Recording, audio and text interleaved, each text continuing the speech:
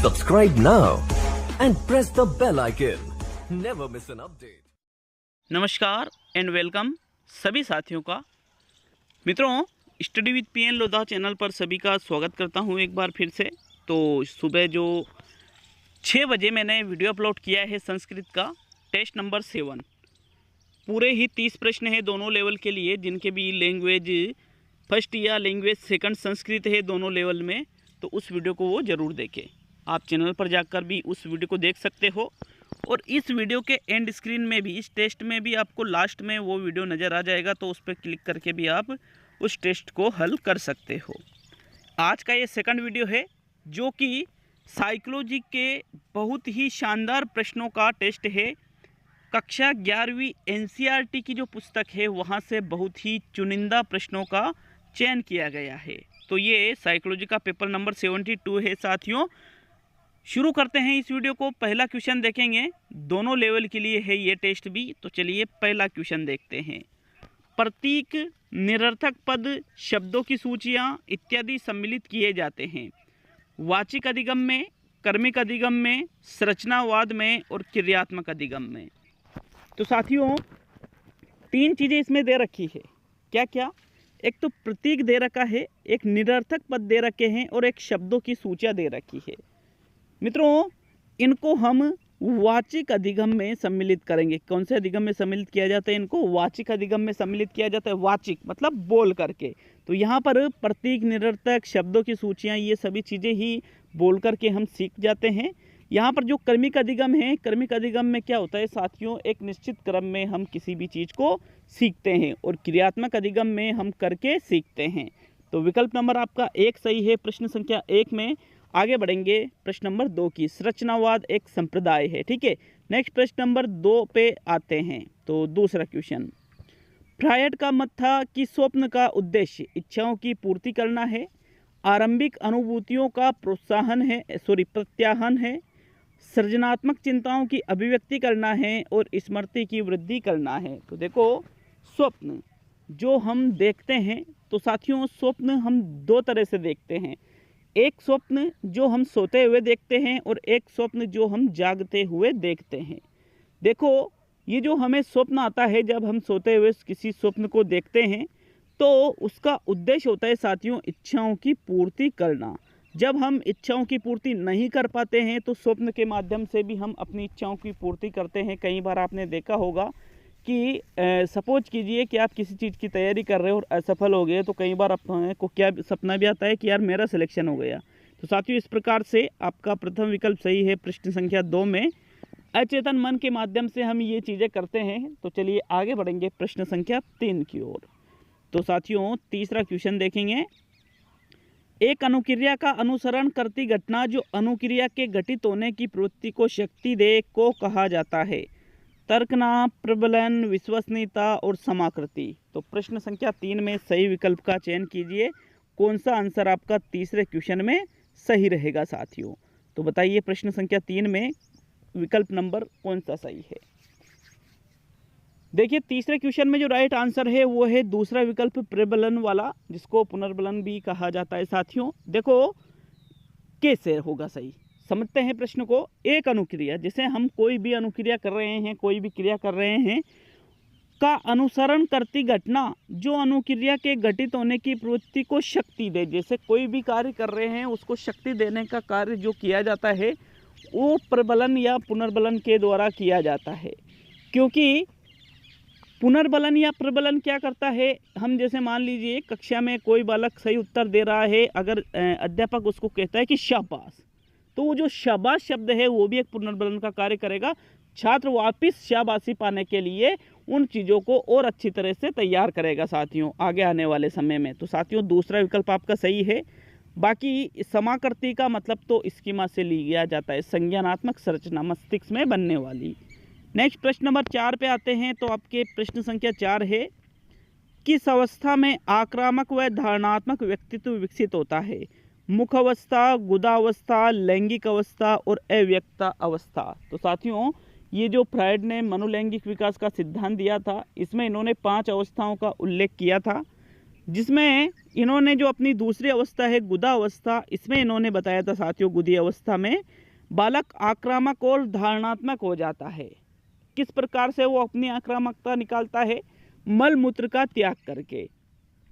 धारणात्मकता की अवस्था इसको क्यों कहा जाता है? क्योंकि हम इसी अवस्था में जो बालक के कार्य है उनको देख करके आगे आने वाले जीवन के बारे में धारणा बना सकते हैं कि बालक आने वाले जीवन में किस प्रकार से उसका व्यक्तित्व रहेगा। अगर वो एक निश्चित समय पर मल मूत्र का त्याग करता है तो उसका जो व्यक्तित्व है वो अच्छा माना जाता है, और अगर वो उसका कोई टाइम नहीं होता है तो फिर उसका व्यक्तित्व बुरा माना जाता है। इस प्रकार ये फ्रायड के अनुसार है साथियों, ये गुदी अवस्था में होता है जो कि सेकंड अवस्था है, जबकि प्रथम अवस्था मुख्य अवस्था है। अव्यक्त अवस्था में क्या होता है साथियों? बालक जो अपने उसके जो भी ये चीज़ें होती है वासना से संबंधित, उनको व्यक्त नहीं करता है।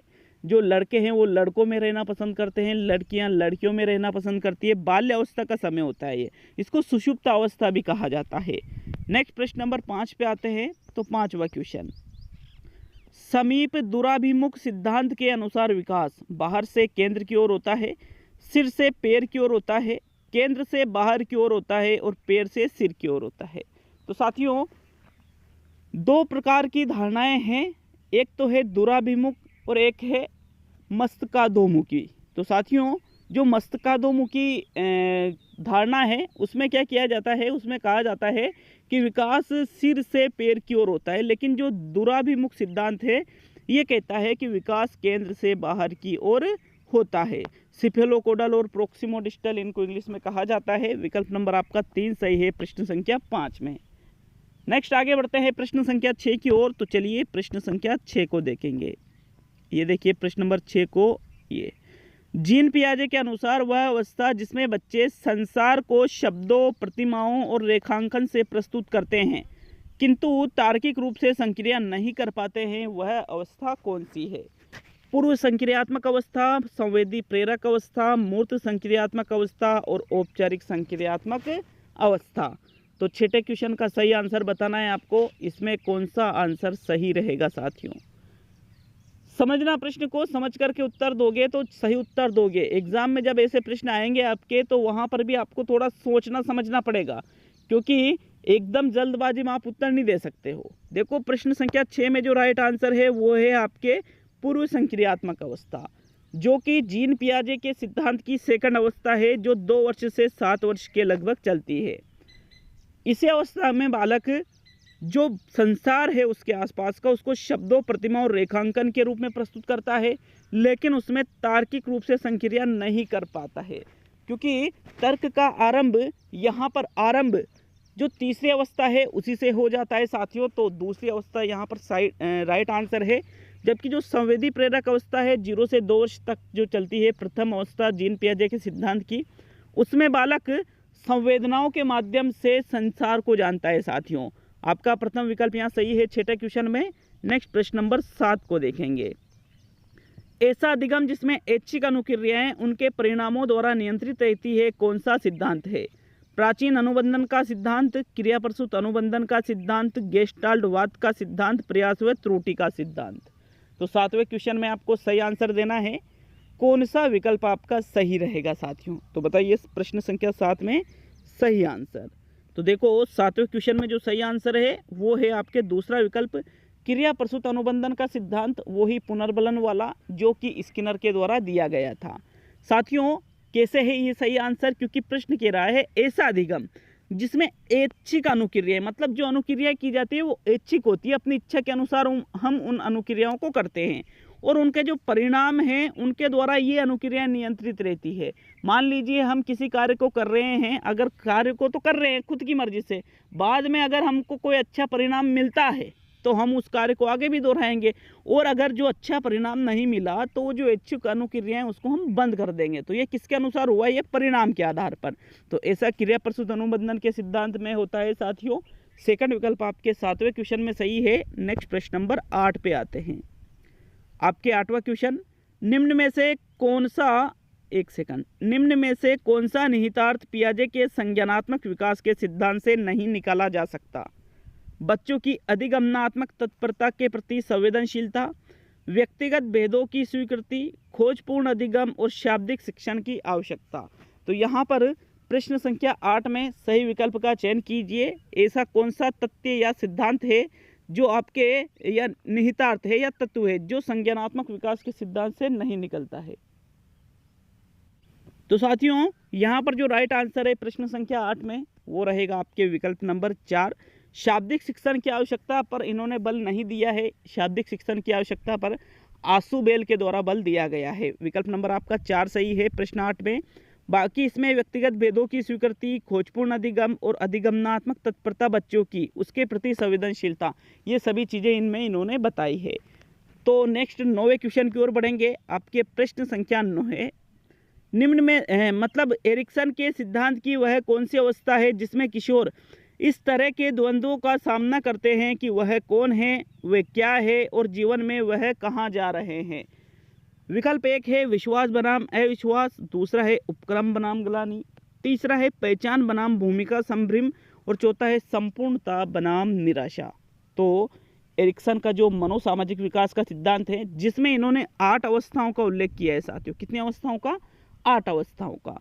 तो यहाँ पर इन 8 अवस्थाओं में उस अवस्था का आपको बताना है, चयन करना है जो कि बालक की उस अवस्था में ये सोचे कि वो क्या है जीवन में, वह क्या कौन है, क्या है वो, क्या कर रहा है, वह कहाँ जाएगा जीवन में।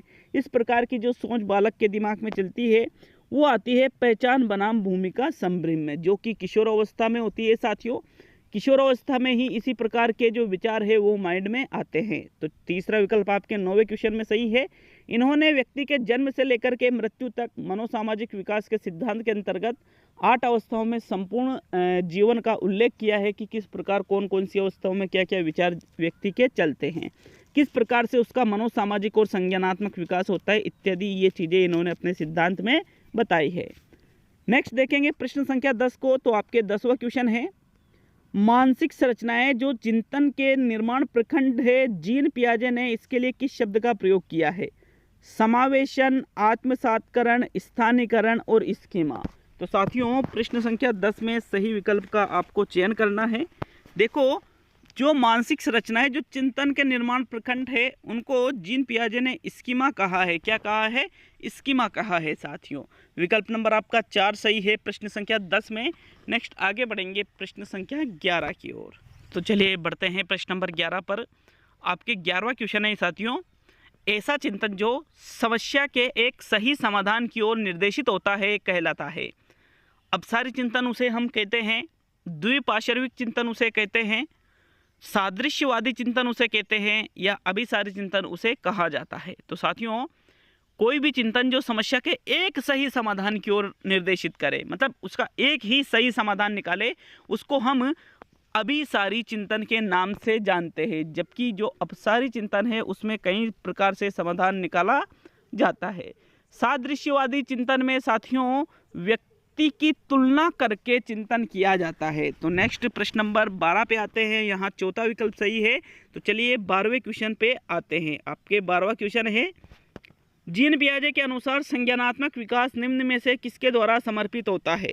सहयोगात्मक अधिगम के द्वारा, संगत में सुयोजित परीक्षाओं का आयोजन, एक समृद्ध और विविधतापूर्ण वातावरण उपलब्ध करना और पारंपरिक पद्धतियों को सुदृढ़ करना। तो साथियों जीन पियाजे के अनुसार आपको बताना है कि बालक का जो संज्ञानात्मक विकास है वो किसके द्वारा समर्पित, मतलब किसके द्वारा विकसित होता है।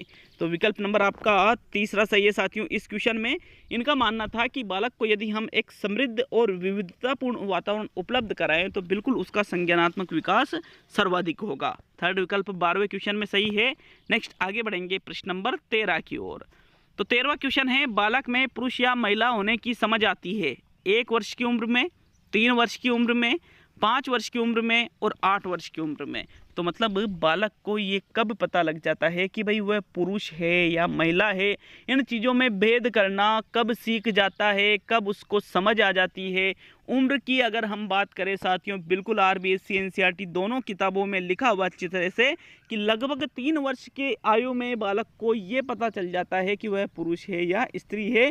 इन चीज़ों में वो भेद करना सीख जाता है। उसके जो खिलौने हैं साथियों वो भी बदलने लग जाते हैं वो जब जैसे बंदूकें वगैरह इन चीज़ों को पसंद करने लग जाता है। ठीक है, सेकंड विकल्प आपका सही है 13वें क्वेश्चन में। नेक्स्ट आगे बढ़ेंगे प्रश्न नंबर 14 की ओर। तो चलिए 14वां क्वेश्चन देखेंगे। बाल केंद्रित शिक्षा शास्त्र का अर्थ है, बच्चों को नैतिक शिक्षा देना ही बाल केंद्रित शिक्षा शास्त्र है। बच्चों को शिक्षक का अनुगमन और अनुकरण करने के लिए कहना, बच्चों की अभिव्यक्ति और उनकी सक्रिय भागीदारी को महत्व देना, और बच्चों को पूर्ण रूप से स्वतंत्रता देना। तो साथियों, बाल केंद्रित शिक्षा शास्त्र का अर्थ इनमें से क्या है? देखो, पूर्ण रूप से स्वतंत्रता दे देने से भी काम नहीं चलता है, बल्कि जो बच्चों की जो अभिव्यक्ति है और उनकी जो सक्रिय भागीदारी है, उनको आप इम्पोर्टेंस दीजिए, महत्व दीजिए उन चीज़ों को, ताकि बच्चे सक्रिय रहकर किसी चीज़ को सीख सके। यही बाल केंद्रित शिक्षा शास्त्र है। यदि आप पूर्ण रूप से ही बच्चों को स्वतंत्रता दे दोगे तो फिर साथियों वहाँ पर भी हर बालक नहीं सीख पाएगा। जबकि यहाँ शिक्षक का अनुगमन और अनुकरण करना, तो फिर वो तो बाल केंद्रित कहाँ हुआ साथियों। इसलिए आपका जो थर्ड विकल्प है वो सही है प्रश्न 14 में। आगे बढ़ेंगे साथियों प्रश्न नंबर 15 की ओर। तो चलिए 15वां क्वेश्चन देखेंगे।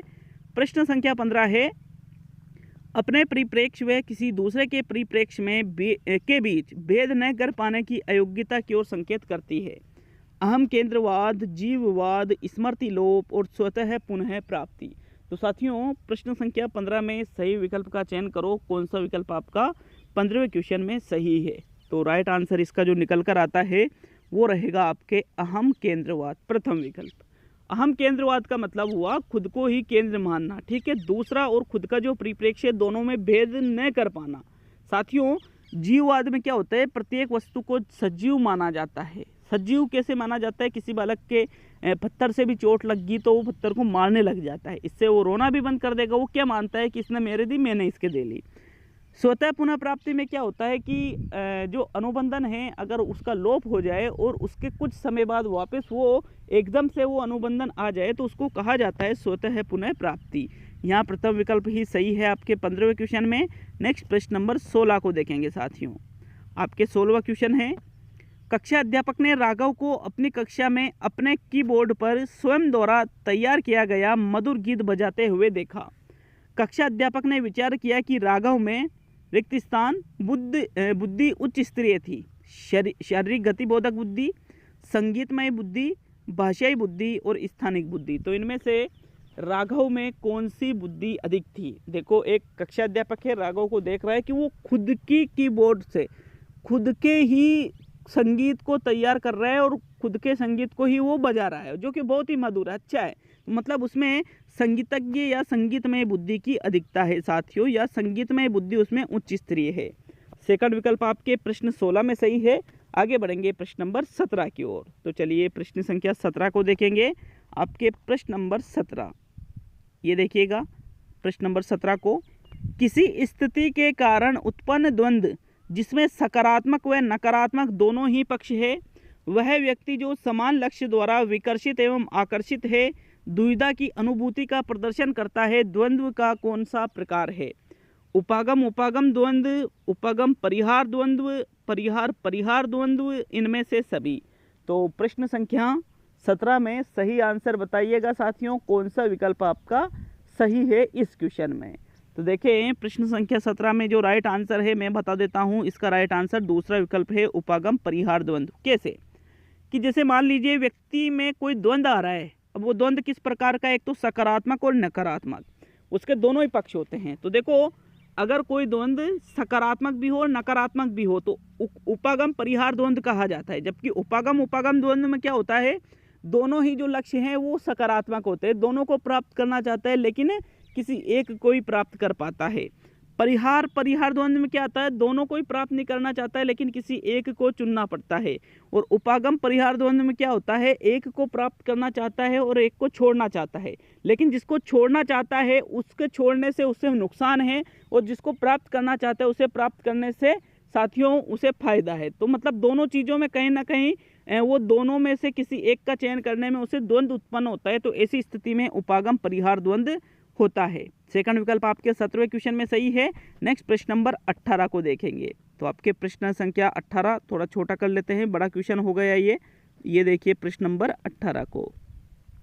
प्राथमिक विद्यालय शिक्षक को अपने शिक्षार्थियों को अभिप्रेरित करने के लिए निम्न में से किस रणनीति को अपनाना चाहिए। एक प्राथमिक स्तर का एक अध्यापक है, वो अपने छात्रों को अभिप्रेरित करना चाहता है, तो कौन सी चीज़ को अपनाना चाहिए, कौन सी रणनीति उसकी होनी चाहिए। प्रत्येक गतिविधि के प्रेरक के रूप में प्रोत्साहन, पुरस्कार और उसे दंड का उपयोग करना चाहिए। बच्चों को उनकी रुचियों के अनुसार अपने लक्ष्य निर्धारित करने और उन्हें पाने में उद्यम में सहायता करनी चाहिए, पाने के उद्यम में।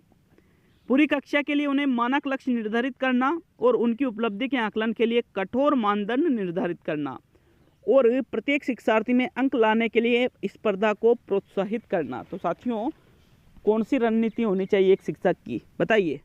आप भी शिक्षक बनने वाले हो तो बिल्कुल सही रणनीति बताना, ये क्वेश्चन गलत नहीं होना चाहिए, नहीं तो फिर नज़रिया बदलो फिर अपना। तो साथियों, राइट आंसर है आपका सेकंड विकल्प, क्योंकि प्रथम विकल्प इसलिए गलत हो जाता है कि प्रत्येक गतिविधि में आप प्रोत्साहन पुरस्कार दोगे क्या या दंड दोगे क्या, नहीं, प्रत्येक गतिविधि में नहीं दे सकते, ठीक है, क्योंकि गतिविधियां तो चलती रहती है, कब तक दोगे। साथियों, सेकंड विकल्प इसलिए सही है कि जो उनकी रुचियां हैं उनके अनुसार उनके जो लक्ष्य है उनको निर्धारित करें और उन्हें उनके पाने में जो वो परिश्रम करते हैं उनमें आप सहायता करो, ये सबसे ज़्यादा सही रणनीति है।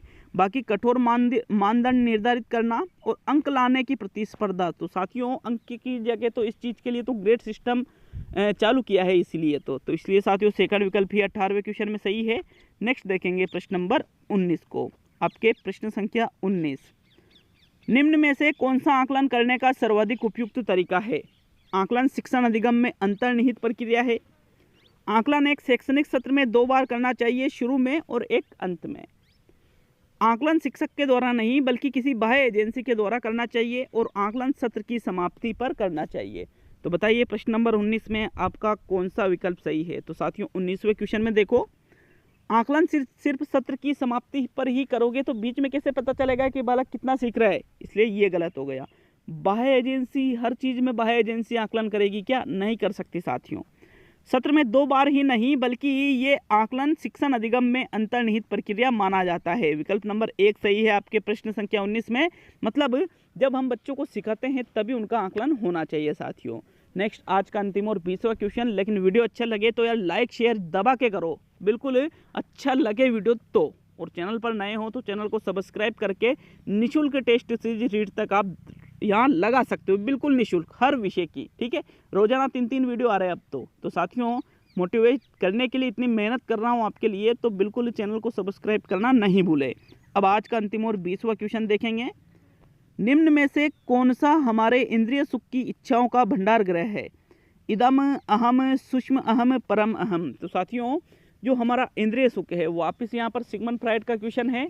इन्होंने बताया है कि हमारी इंद्रिय सुख की इच्छाओं का भंडार गृह इदम होता है, जिसको हम इड कहते हैं, जिसका संबंध हमारे अचेतन मस्तिष्क या अचेतन मन से होता है। विकल्प नंबर आपका 1 सही है प्रश्न 20 में। तो आज के ये दोनों टेस्ट पूरे हुए, शाम को स्पेशल कुछ चीज़ आपके लिए लेकर आ जाऊंगा 5 बजे। तो मिलते हैं 5 बजे वाले वीडियो में। बहुत बहुत धन्यवाद सभी का मित्रों।